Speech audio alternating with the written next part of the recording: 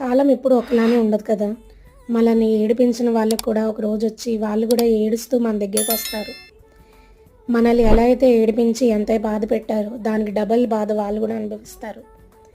Welcome back to my channel. ఈరోజైతే మన ఛానల్లో రవ్వ దోస బ్రేక్ఫాస్ట్‌లో ఇదైతే చాలా స్పెషల్ కదా! అందరికీ చాలామందికి రవ్వ దోస అంటే ఇష్టం ఉంటుంది కదా! కానీ రైట్ కన్సిస్టెన్సీ ఉంటే గానీ ఇది మనం వేసుకోలేము. సో, ఫస్ట్ అయితే నేను 1 కప్ ఆఫ్ రవ్వకి 1 cup of maida and 1 cup of rice flour తీసుకొని అందులో ఉల్లిపాయ, పచ్చిమిరపకాయ, కొత్తిమీర, కరివేపాకు, జీలకర్ర మంచిగా చిన్న ముక్కలు కట్ చేసుకొని వేసుకున్నాను. సో, ఇందులో కర్డ్ కూడా వేసుకుంటానండి. పుల్లటి పెరుగు అయితే బాగా వస్తాయి దోసలు. సో, అది కూడా వేసుకున్న తర్వాత మనం వాటర్ అది ఎక్కువగా వేసుకొని బాగా పల్చగా ఉండాలి. అండ్ పాన్ కూడా మంచిగా హాట్గా ఉన్నప్పుడే మనం వేసుకుంటే చాలా బాగుంటుంది.